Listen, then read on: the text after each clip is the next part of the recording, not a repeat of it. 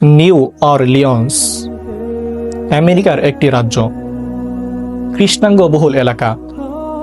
শহরের কোর্টে একজন কৃষ্ণাঙ্গকে উপস্থিত করা হলো।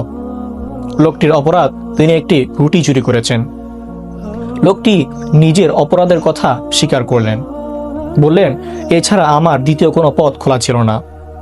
ক্ষুধার যন্ত্রণায় আমার পেট কাতরাচ্ছিল, যার জন্য আমি এই কাজটি করতে বাধ্য হয়েছি। বিচারক বললেন, তুমি কি জানো তোমার চুরির অপরাধের শাস্তি কি? তিনি বললেন, জি হ্যাঁ, আমি জানি। অতঃপর বিচারক বললেন, তোমার চুরির দায়ে তোমাকে $20 জরিমানা করা হলো। জানি তোমার কাছে এইটাও নেই, থাকলে তো আর চুরি করতে না, তাই আমি এটা নিজের থেকে আদায় করে দিচ্ছি।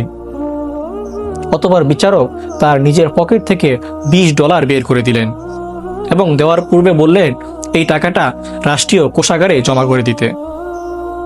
উপস্থিত সবাই নীরব মনে তাকিয়ে রইল। অতঃপর বিচারক সামনে সকল উপস্থিতির দিকে লক্ষ্য করে বললেন, তোমাদের সবার কাছ থেকেও $20 করে জরিমানা করা হলো। তোমাদের অপরাধ, তোমরা এমন একটি রাষ্ট্রে বাস করো যেখানে একজন বৃদ্ধ সামান্য একটি রুটির জন্য চুরি করতে বাধ্য হয়। শায়েখ শাহরাবি এই ঘটনাকে উল্লেখ করে বলেন, এই ঘটনার দ্বারা তিনি ইসলামের একটি সাদৃশ্যকে অবলম্বন করেছেন।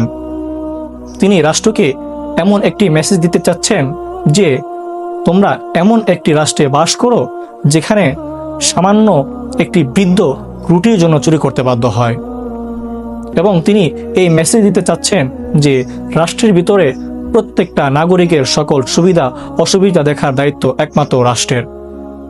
তিনি আরও বলেন, তোমরা যদি কোনো মুসলিম রাষ্ট্রে কোনো গরিবকে দেখতে পাও, তাহলে বুঝে নিও তার আশেপাশে কোনো ধনী লোক ওই মুসলিম লোকটির সম্পদকে আত্মসাৎ করেছে।